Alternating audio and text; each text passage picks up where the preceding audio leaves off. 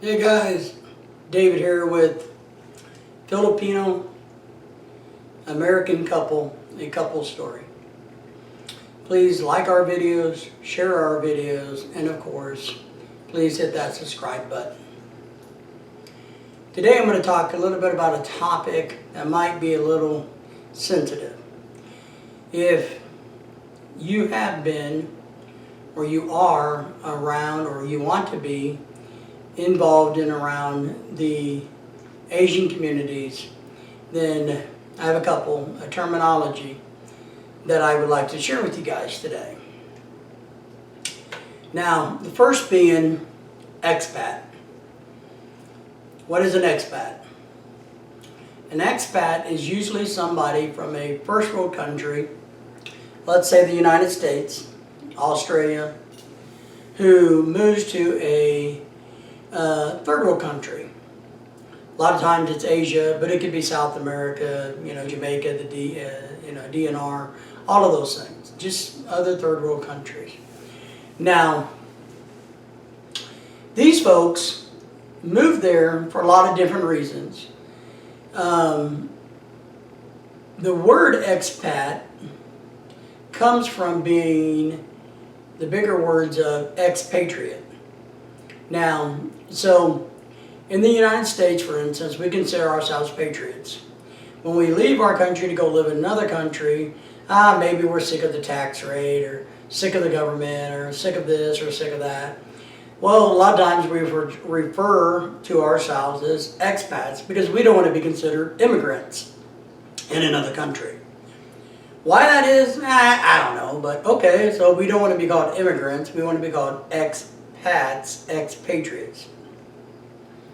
Now understand, that doesn't mean that we hate our country or that they don't want to, or that they want to give up citizenship or their rights to the country, or in a heartbeat wouldn't come back and fight for their country, no matter what country it is. That's not what being an expat means. It just means that these are good people who have chosen to go live and immerse themselves to become part of another culture, another community, in another country. A lot of them will marry and have kids and enjoy, the rest of their lives, in a warm tropical climate versus the cold winters of North America. So that's an expat. Do not get expat confused with sexpat. Big difference. Now, I'm going to read to you a couple of definitions of sexpat that I found on the internet that I think is really, really, really funny and true and very accurate. These are from urbandictionary.com, all right? A sexpat is anybody who moves to another country for the main reason obtaining easier sex. Okay? Usually sexpats originate from major Western countries.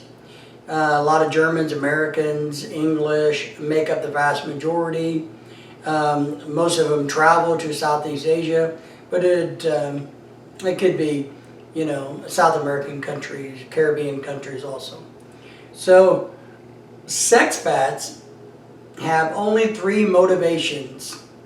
1, to get drunk. 2, to sleep with hookers. And the last one is to survive as long as they can, as long as possible, on very little money. Alright.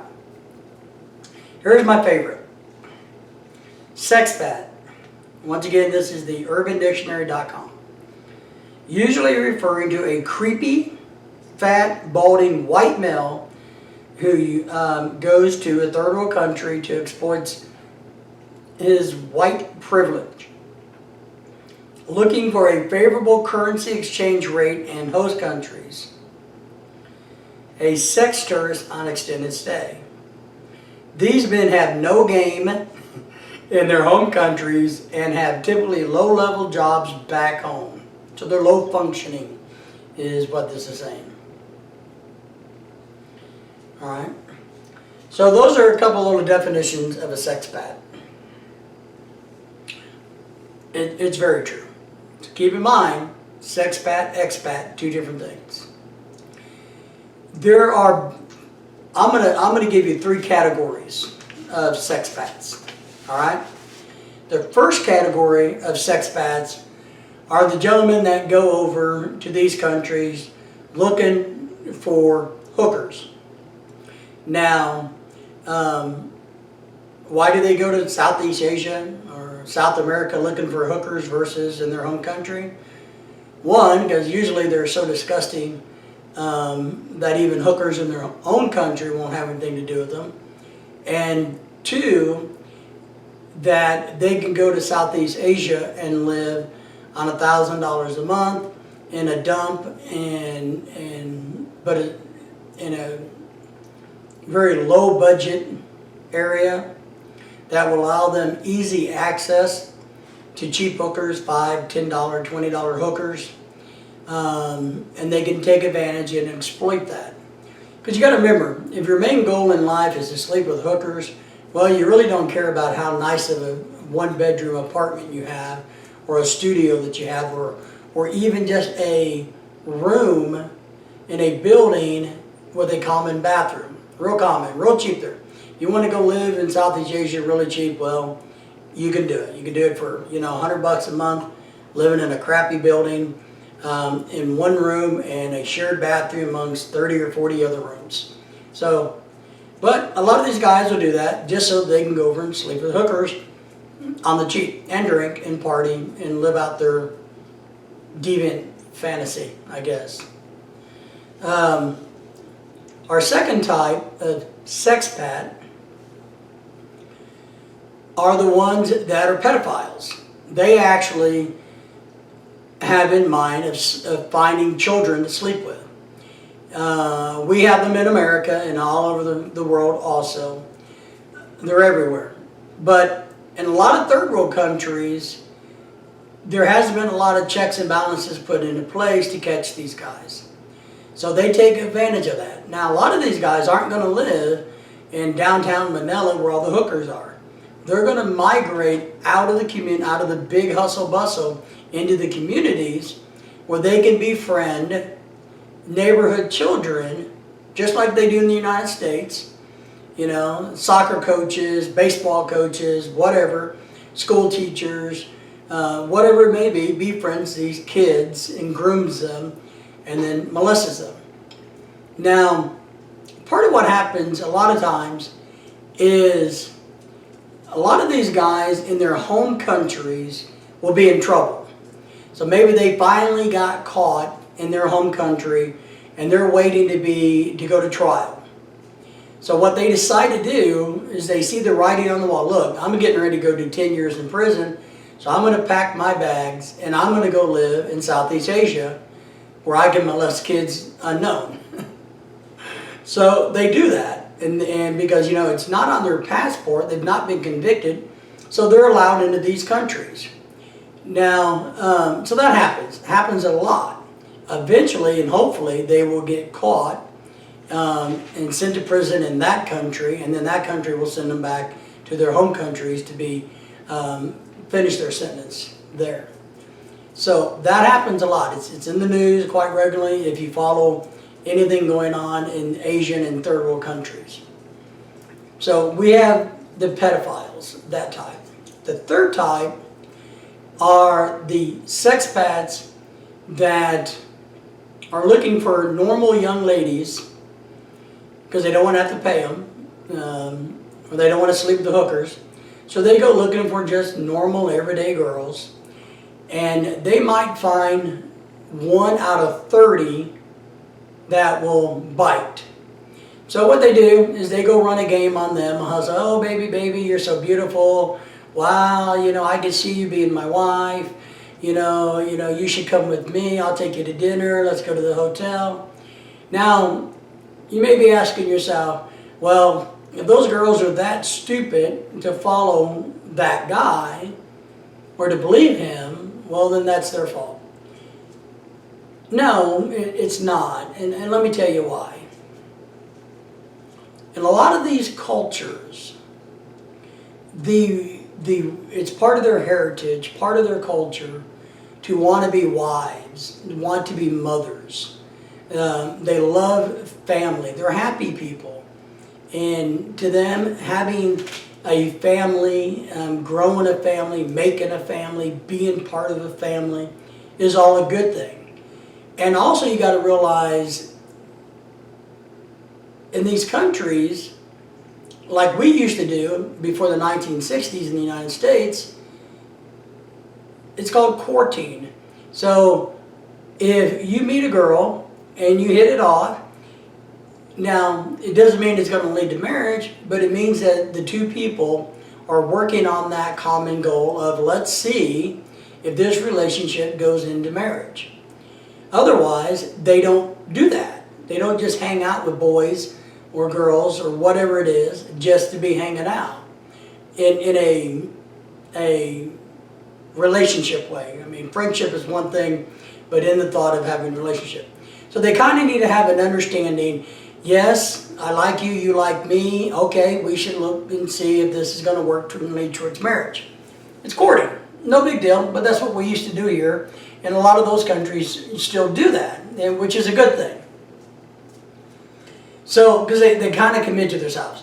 So when they have somebody from a Western country, a first world country, telling them, wow, you are the most beautiful Filipino I've ever seen. Wow, you are so smart and wonderful. I would marry you. You would make a great wife. You could come to America with me. Well, maybe 1 out of 30 believe the BS, and they wind up, in a few days, sleeping with this idiot. The idiot videos it, whether the girl knows that or not, that's another issue. So we have that type of predator who's preying on these.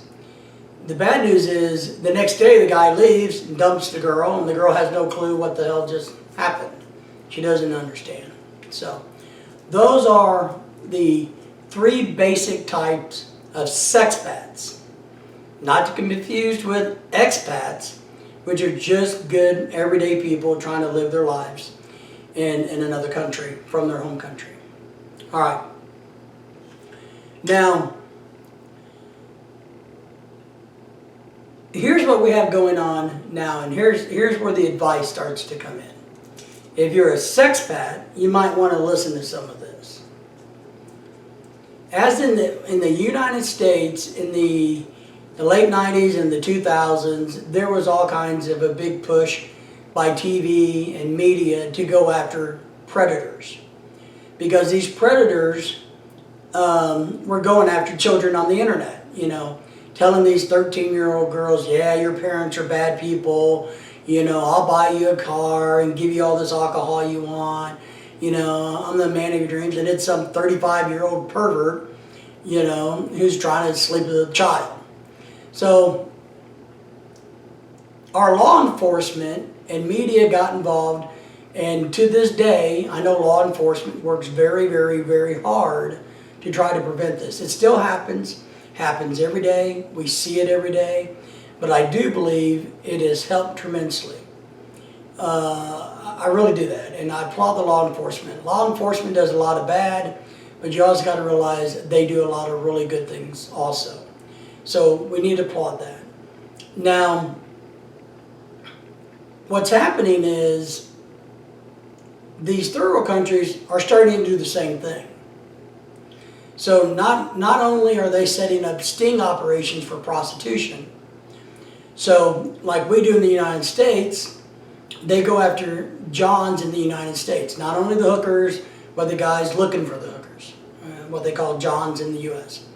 So, for instance, in Thailand and the Philippines, I know that there are sting operations going after Johns.